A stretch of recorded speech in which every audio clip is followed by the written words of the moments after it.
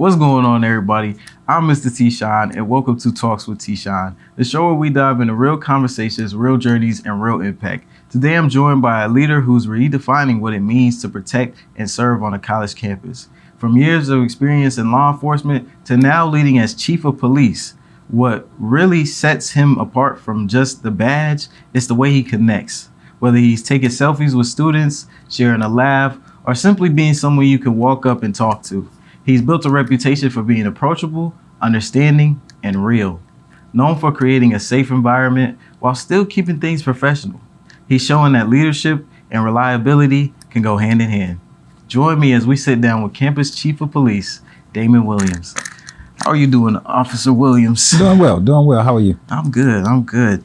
How's Fayetteville State been treating you so far? So far, so good. It's good to be home. Absolutely. Have you settled in just yet? I have. Yeah, gotten settled in, getting ingrained with the students a little bit, seeing the changes on campus. It's all been good. Mm-hmm. What's been like the biggest transition coming from North Carolina Central to Fayetteville State? So the transition hadn't been that bad. The campuses are very similar. Our student populations are very similar. So it's actually been a smooth transition. It's been an easier transition because I was commuting to and from Durham. So 15-minute drive to work now, much easier to do. So no, transition wasn't bad at all. I believe it. And what made you want to, stay in the campus police route? Because I know that you have a history of teaching, and I also realized that you were a Fayetteville State alum as well. So what made you want to, stay on this route specifically? So yeah, I've done policing in multiple different areas. I've done education, so this is the best combination for me, right? I love being an educator, and I love doing policing. So when you policing on a college campus, it's kind of the best of both worlds. Absolutely. The chance to come back home to police on a campus that I used to walk, used to cut up on a little bit. Who doesn't want to police at their alma mater? Who doesn't want to come back home and serve their alma mater? So this was the best of both worlds. Absolutely. And you talked about cutting up a little bit. How is the police force when it comes to rodeo week and North Carolina Central oil spill and things of that nature? What do y'all do to, is there like a lesson that y'all all have a debrief before the weeks come and to get y'all mental right and stuff like that? Because I know there was about like 100 of y'all out there yesterday at the little function that they had and things of that nature. You prepare, right? It's all about being prepared. We want to make sure that, the students can have a good time at their environment. But let's be real, the environment's different now, right? Absolutely. And it's not the students that you worry about, it's the outside element. I've always seen it's the element on the outside.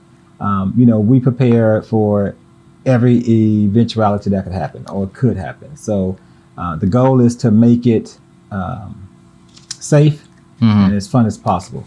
Absolutely. Normally I try to put us in a little bit of a disappearing act.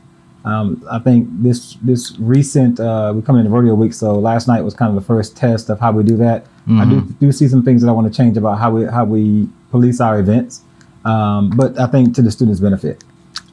We want you guys to come and have a good environment, and we almost want to be in the background to where you don't see us. Yeah, I enjoyed it because it kind of transitions into my next question on, how do because, a lot of students and young people in general, they often don't feel comfortable around police officers. When they see the cops, they want to go the opposite way. Or, you see the cops at the function, you tend to not even want to go oftentimes because people get like wrong looks or wrong misconceptions. What are you doing and you and your department doing to kind of, ease that student mind that kind of gives them that reassurance that we're here to help, not to harm? Right. So we're changing the policing model a little bit, right? I think most of the students here know I came from North Carolina Central University. Absolutely. And I think if you talk to a student at Central, they would tell you the way we policed that campus was different than what they expected. We want to change to that same model. I believe in a philosophy of engagement, right? And I believe that you have to make a deposit. Make a deposit before you make a withdrawal. I live by a model that says that it's hard to hate somebody you got a relationship with. Relationships matter, right? So we're going to engage our student population, and we want to build that engagement with them so they know that we're not here to condemn. We're here to help. We're here to make sure this is a safe environment for them to learn, live, and play. Absolutely. And as chief, I'm assuming that you expect that same result from your officers when they interact with students. How do you build upon that to instill it within them Right. So I think leadership from the top, it trickles down, right? Because I have an expectation on what I think officers should do. And when you have that expectation, and I hold my officers to that expectation about engagement, there's no option in that, And so I've been in situations in the past where I've had to tell officers, listen, I get it. If this is not your type of policing, there are other agencies for you. But this is the way we're going to police on this campus. We're going to engage our student body. We're going to work with them, not police them. It's an engagement where I expect the students to police some of themselves as well, so that we don't have to step in those moments. The ultimate goal is to keep our students on the train, keep that train on the track, and not deter them from their ultimate goal. Students are going to make mistakes, right? I've been 19, I've been 20. I made some significant mistakes, and thank God for grace and mercy and second chances. So that's how I go into this policing model. Mm. And how do you feel like you live differently now versus early in career? Like you said, when you was young, you used to make stupid mistakes and things of that nature. How do you feel like you serve now differently from back then? Oh, it comes with experience, right? And I'm much more calm. The young Chief Williams would have been, but the older you get, the calmer you get. With wisdom comes a lot of knowledge, right? Absolutely. On how to navigate. And so now, and I'm also a father. I mean, I have a 19-year-old, 18-year-old, and a 15-year-old. So with all that knowledge combined, it helps me understand the mindset of a 20-year-old or 19-year-old, because I have a 19-year-old at home. I have an 18-year-old at home, and I have an 18-year-old college student myself in college. So yeah, it just comes with experience, man. That knowledge really does help you understand how to navigate this space. Mm-hmm. And coming from going to the North Carolina Central environment, coming from that environment where the campus is bigger and there's a lot more going on. I remember, I think it was like a couple years back when there was the mold infestation and students was protesting and all that. What type of lessons did you bring from North Carolina Central that you are bringing here to FSU? So I think my time at Central made me a much better campus police chief, right? Because the students taught me a lot. I learned a lot from the students there. I bring a lot of values there. I learned to work with them to navigate spaces. We're gonna hit hiccups, right? But I've also built a reputation that the students felt like they could trust me and come to me and have a conversation about it. And we would navigate those spaces together. So I will say that the students there taught me a lot, about how to police on the campus and how to police them. But I'm a cop, but I'm also a dad, right? Mm. And when I used to go to orientation, I used to tell parents all the time, listen, I'm going to treat your child like I would my own child. Now that's a multifaceted, effort there. Yeah. But I meant that. When you guys come to Fayetteville State, I want you to leave Fayetteville State with the memories like I left Fayetteville State. I want you to leave here saying that the Bronco Nation was a great place to be, and I can't wait to come back and contribute back at some point, give back at some point. Mm-hmm. You won't feel that way if you didn't have a good experience here. Yeah. And I don't want to be a part of the negative experience. I'd rather be a part of the positive experience. And I think that's some of what North Carolina Central taught me. Yeah. And I like to piggyback off of what you said, like even going to orientation where it's a bunch of students from different backgrounds that, like I said earlier, they don't often trust the police, like people from rough towns of the neighborhood, even here off the Merc or people call it Chirac, or even up there in Brooklyn, New York. It's a bunch of students that come from different areas of towns where they see the police not doing what they should be doing, where it's to protect and serve, where it's often that stereotype where it's like, oh, I can't even cross the street, or if I'm wearing all black, I'm getting side-eyed and things of that nature. But I like how you said that you want to establish that rule where it's like the student also polices themselves while we are here to help the students, to help them stay engaged on this campus. I like that mindset. That was it's how we police, right? It's the reason I'm successful, because guess what? Students resolve a lot of issues on their own. Yeah. Or they trust us. They built that relationship with us. So they call us in before the issue even occurs. If we can prevent it, guess what? No harm, no foul, right? Yeah. That's the ultimate goal, to prevent something from happening. So we work together with our students to do that. Absolutely. And since this is a psychological show, I do have to ask the question, what role does mental health play to a police officer? Like, is there certain, because I know it's a lot to even go through that process where you're in stress-inducing environments, or if there's, I also realized recently that police officers do wellness checks as well, where they come and talk to students that might be going through different types of anxious feelings, or, you know, depression moods and things of that nature. So what role does that play? And how do officers often, you know, find that kind of bit of escape from separating the job and home life? So I think every officer has to find that for themselves, right? Absolutely. For me, I don't take the job home. I mean, I've been doing this job over 20 years. I don't take it home. I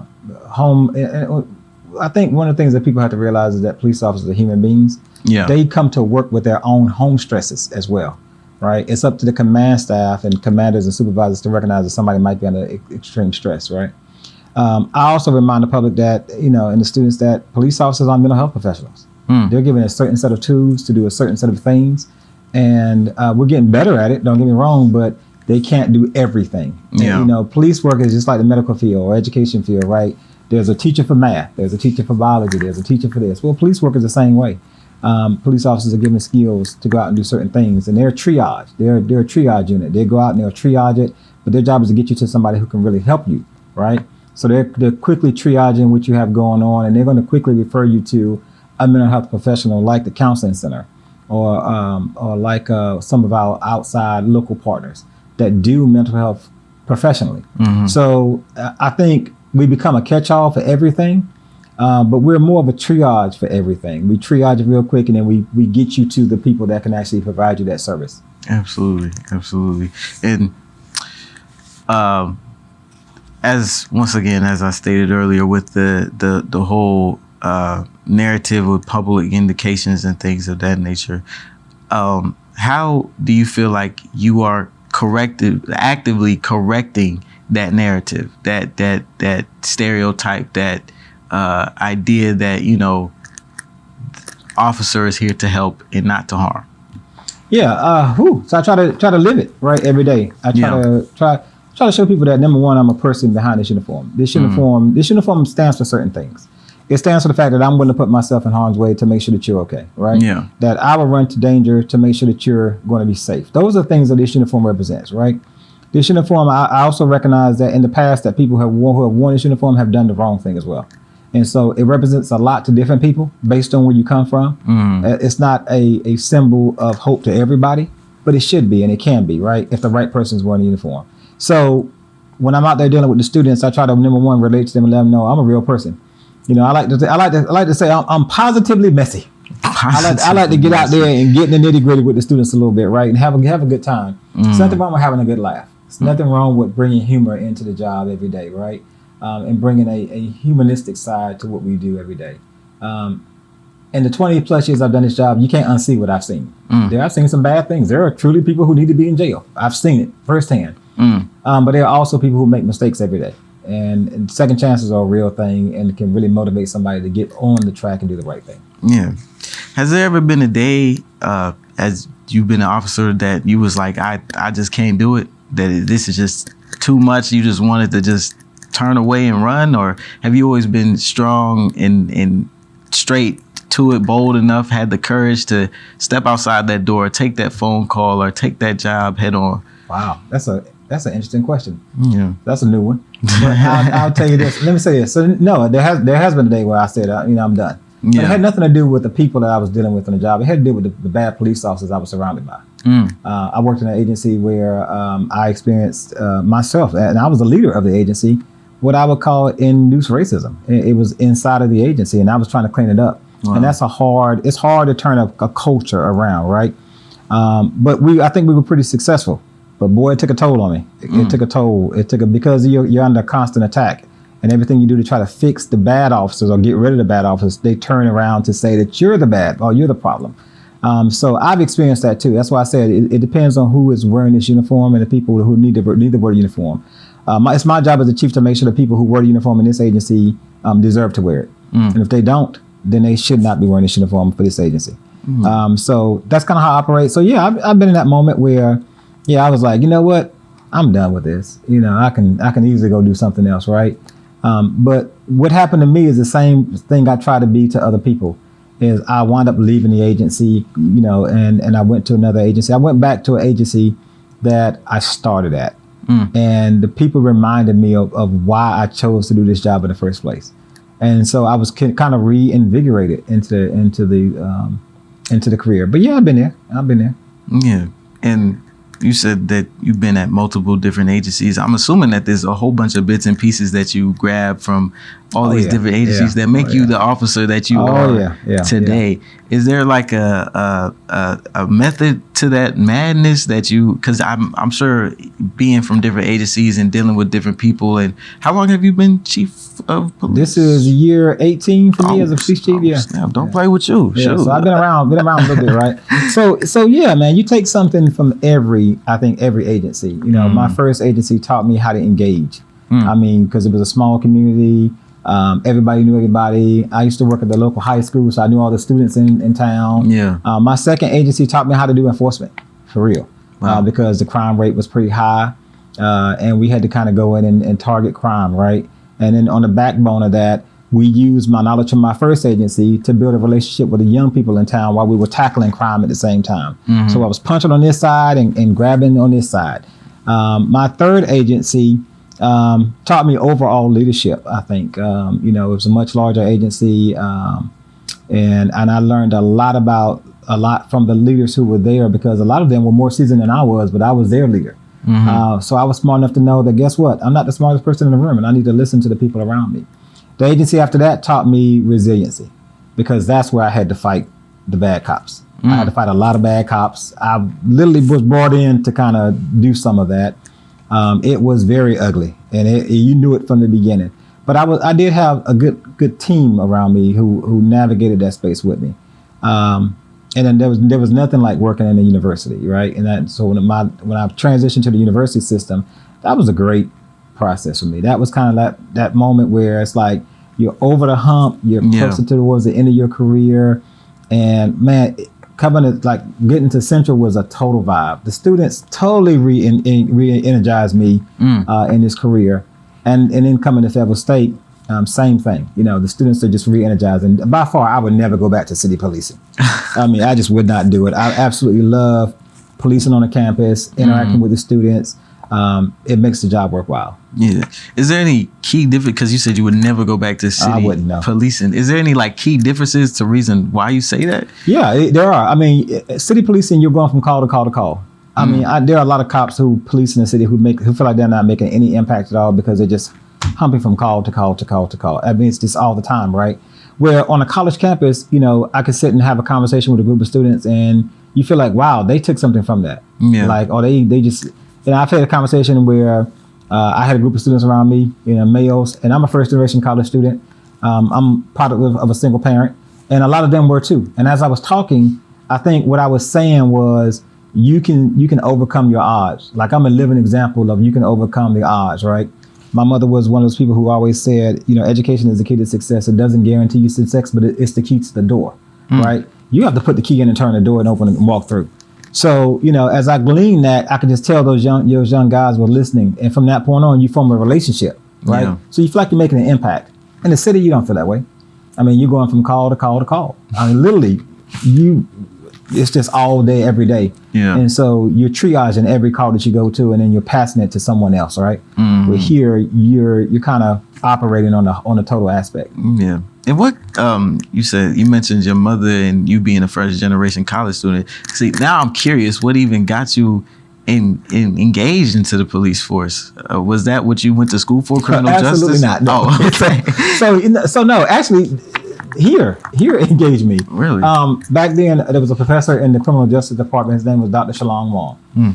He was one of my professors. Well, we had to do an internship back then. I don't think they required it anymore, but I did my internship. I was supposed to do my internship with a local law enforcement agency. I hated the police. Oh, wow. My passion for the police was real. Like, I would challenge you quick. I was smart, but sarcastic and challenging, right? Mm-hmm. And I was like, fine, put me with a police agency. It's going to be on them, not me. So that was my attitude, right? Yeah. But what I got to see was, I did my internship with the Hope County Sheriff's Office back then. And what I got to see was, they put me with two officers. They did policing totally different than I had ever seen it before in my life. I mean, they were engaging in the community. They would stop, have conversations, stop, eat chicken. I mean, sit on the porch, eat chicken, and have a glass of tea with people. And I was like, what kind of policing is this?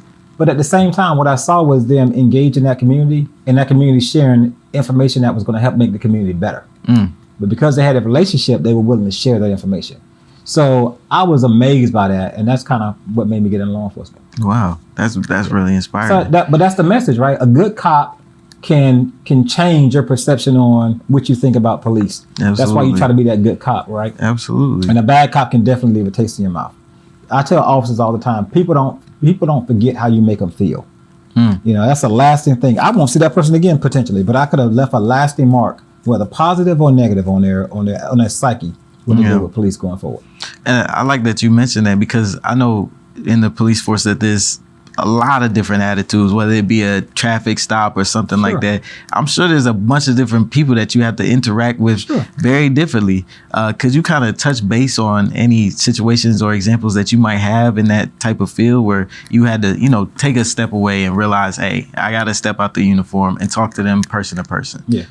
So, I mean, it comes to both sides. Like, as a leader, you can't be afraid to lead. You know, as a leader, I tell you, if you want to sit in the big chair, you have to understand that you have to take what comes with sitting in the big chair. So I don't have a problem correcting an officer either, right? If I see an officer on the traffic stop and I don't like the interaction or how it went, I'm going to counsel that officer, because you're going to police the way that I'm going to instruct you to police on this campus. I was hired to change and to lead the police department in the right direction. And officers bring all kinds of experiences, previous agencies and so on and so forth, to their role. So I don't have a problem stepping out and saying, nope, we're not going to do it like that anymore. This is how I want you to do it going forward. And they can accept it or not accept it. I'm okay either way. They can stay or not stay. I'm okay either way, right? Yeah. But the people that we're going to surround our students with are going to be people who are trying to motivate them to do the right thing. Now, are there times where I have to step out of my policing role and put on that dad hat? Absolutely. I do it all the time. There are many, many times where I've stopped the car and I've had a person step out the car and I say, listen, I'm not going to write your ticket. But let me tell you something. Oh, wow. You know better than what you're doing. Because number one, a lot of our students here are first generation college students. Yeah. You got way too much to lose. And you got to remember that, because there are so many things that can knock you off your path in college, right? You have to remember why you're here. There's nothing wrong with having a good time, but remember the overarching mission of why you're here. Because you're trying to overcome something that is surely trying to hold you down. So it's a weight. You have to climb even though you're weighted down, right? Yeah. And as you get here, there are going to be more things that's going to weigh upon you. You still have to keep climbing. So you got to remember that ultimately you can reach the top. And they just have to be reminded sometimes of the mission and why they were really here. And I don't have a problem being that person. That's boy, you was just hitting them on the mark today with these insightful remarks, the way that you carry yourself, and the way that I've seen personally you interact with students, the way you even interact with me yesterday when I saw you at the function and things of that nature is really powerful. And I hope that if there's anybody out there that's in the campus police force or police force in general that wants to, you know, kind of figure out a new way to police, to kind of take these words of wisdom that you're dropping on us right now. And I also got a question. Is there any difference between campus police force and city police force? Like, is there any different rules and regulations? Y'all all do the same? We all do the same thing, right? We just do them in different jurisdictions. Now, we have citywide jurisdiction here at Fayetteville, so we can kind of, you know, when their party's off campus, and I'll be honest with you, if their party's off campus, I'm going to stop by. If I know where it's at, I'm going to ride through. And I'm not riding through to make sure that, you know, I'm not riding through to kill the party. Yeah. But sometimes me riding through after you form relationships with people, if there's something going on, I literally, you know, coming from North Carolina Central, right? We know that, and I don't know when this is going to play, but this is rodeo week. Well, it's their spirit week too coming up, and they're going to probably have oil spill. Yeah. But when they have oil spill, I used to ride through there, and they could tell when it was well, I could tell when something was good and when something was bad, and we can get ahead of it before it was. Absolutely. Well, as we wrap things up, is there any advice that you would want to give to like the next police officer or somebody that's aspiring to be a police officer? Whether, you know, if it's you might expect this or you might have to do it this way. Is there anything that you would like to tell anybody that you could look at that camera, you could look at that camera, or is there any new things? Well, we'll first answer that question. Well, no, I would say this. You know, remember why you want to be a cop. Is the first thing, right? The ultimate goal is to help somebody. If that's not your goal, then don't put on this uniform. Absolutely. Go work in HR somewhere. I don't know. But don't put on this uniform if you don't want to help somebody. That's the overarching goal, that we're here to serve and we're here to help and we're here to protect. But we're also here to motivate. And we're here to be a good steward of the career while we're in it, right? So that we can pass it to the next generation. Absolutely. Is there any upcoming events that the police force is doing that you want campus to know about, or anything that you want to let the people know? Yeah, we're gonna do a lot of training on campus for students as well. We're gonna have some RAD training, which is our rape aggression defense training. Okay. We have self-defense training classes coming up, some hide, run, fight, take training on campus as well. So we'll have some of those trainings. So keep a lookout. Follow us on social media. Those of you guys know I love selfies. So follow us on social media at FSU Police on Instagram, or I think it's Faith State Police on Instagram and Facebook. But follow us. Let us know how we're doing. It's always important to me that you know that we're trying to improve the campus. Absolutely. Well, thank you, Officer Williams. We've heard what you've done thus far, and we're excited to see what you do next. Just want to thank y'all for tuning in as well. The show where we dive into real conversations, real journeys, and real impact. Where we do this show to change the world one conversation at a time.